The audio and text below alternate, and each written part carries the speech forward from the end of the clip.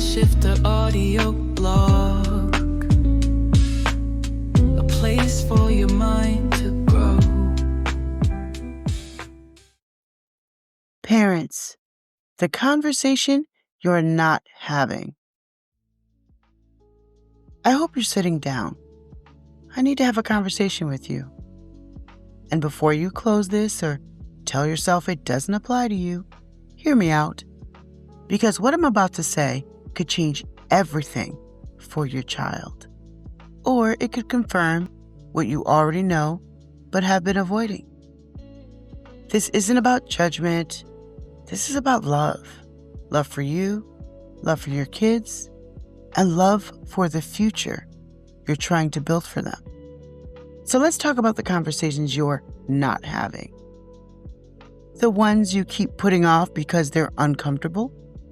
The ones you tell yourself can wait. The ones you avoid because you don't want to expose your child to things they're too young to understand. Here's reality. Those conversations you're avoiding, they're rolling out the red carpet for the worst things that can happen to them. Before I go any further, I need to say this.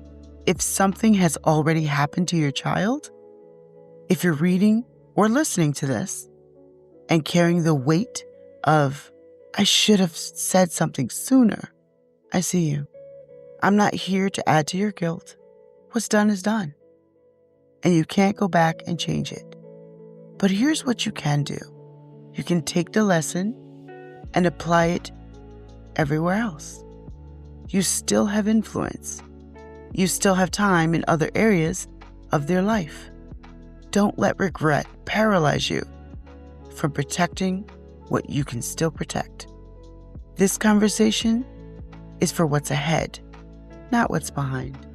There are two conversations I want to focus on, and I'm choosing these specifically because one is so heavy you can't ignore it, and the other is so overlooked most parents don't realize the damage until it's too late. 1, child molestation and sexual abuse. 2, financial literacy and money. Stay with me. I know one of these feels way more urgent than the other, but by the end of this, you'll see why they both matter equally. Let me be blunt. If you're not talking to your child about their body, about boundaries, about what's appropriate, about what's not, about who should never touch them, and how to tell if someone does, you're leaving them vulnerable. And I don't care if that makes you uncomfortable. Your discomfort is not more important than their safety. Here's what most parents don't want to hear. This isn't 1984. Your child is not growing up in the innocent world you grew up in. The average 8-year-old today understands things we didn't learn until we were teenagers.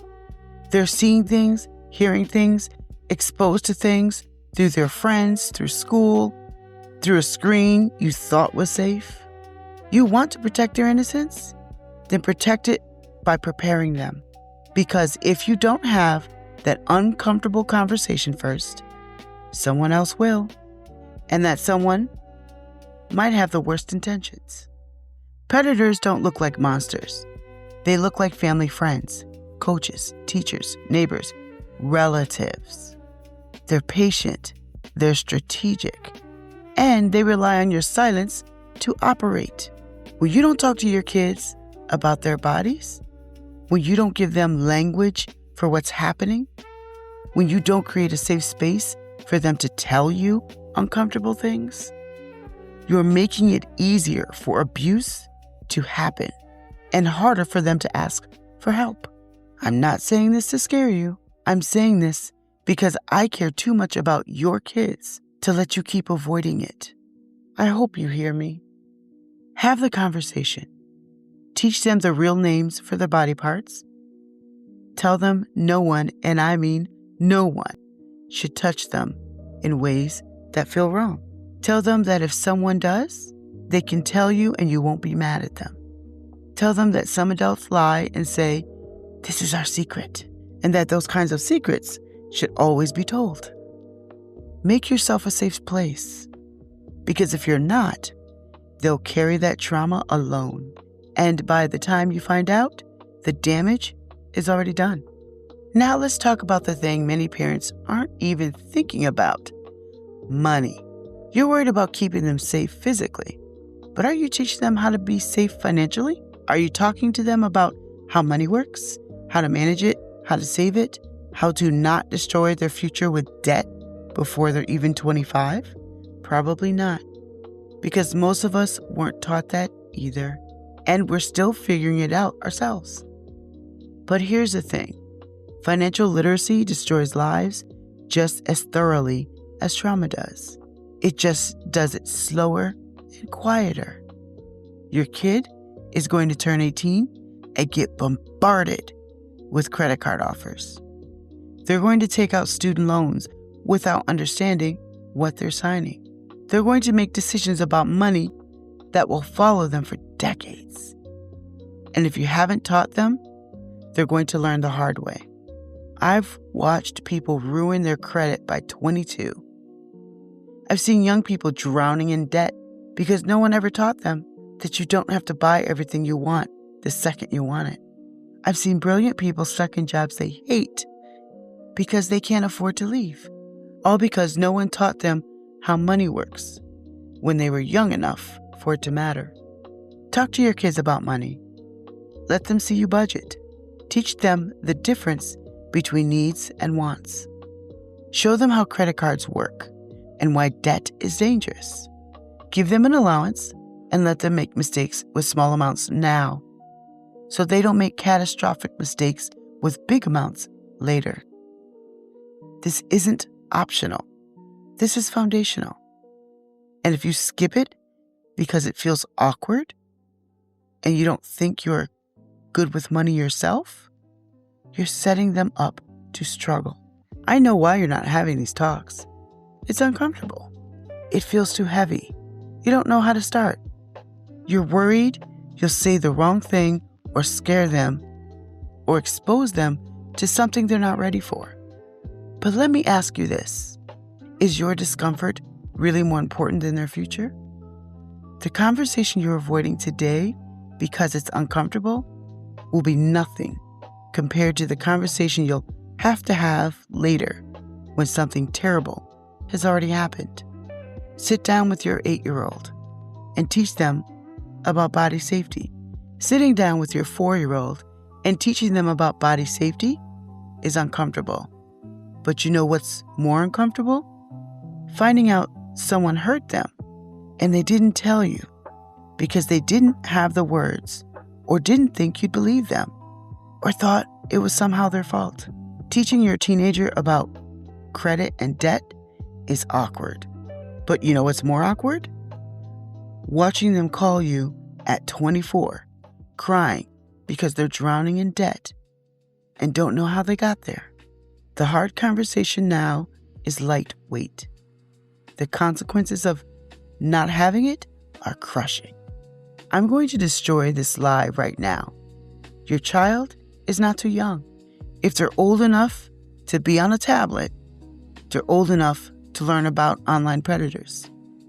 If they're old enough to have friends, they're old enough to learn about boundaries.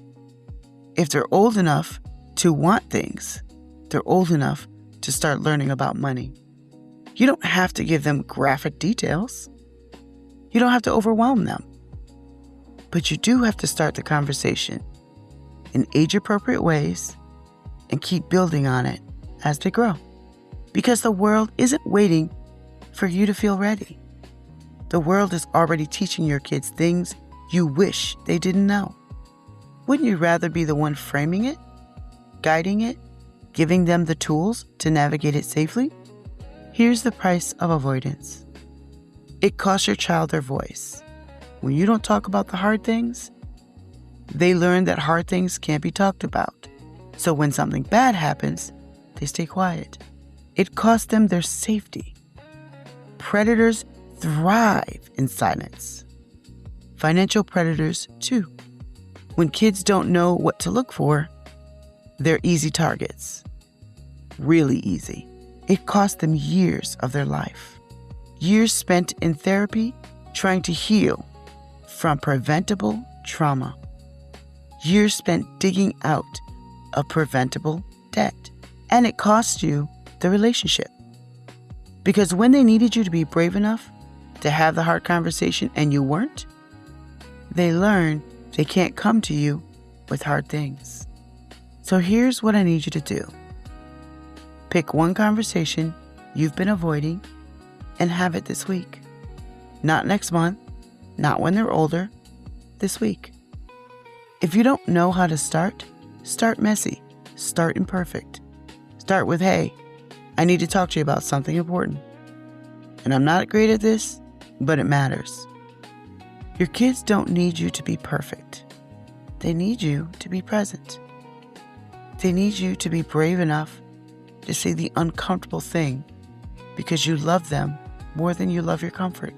I also need you to know this. Having these conversations doesn't guarantee a fairy tale ending. It doesn't mean nothing bad will ever happen, but it does build trust. It does reduce the likelihood of the worst outcomes. It does give your kids a fighting chance. Isn't that worth 20 minutes of discomfort? I'm not saying this to beat you down. I'm saying this because I want better for our kids. I know you do too. The regret of not having these conversations is heavier than the discomfort of having them. The I wish I had said something sooner will haunt you in ways that I'm glad I had that awkward talk never will. Your children are worth your discomfort. They're worth you being brave. They're worth you showing up even when it's hard. So sit down with them. Have the conversation. Be the safe place. Teach them what they need to know. Prepare them for a world that isn't going to wait for you to feel ready. Because the alternative, the silence, the avoidance, the maybe later, that's what rolls out the red carpet for the worst things that can happen to them. Don't let your discomfort cost them their safety, their future, or their trust in you. You can do hard things, and this hard thing could save their life. The conversation you're avoiding today could prevent a lifetime of pain tomorrow. The MindShifter Audio Blog, a place for your mind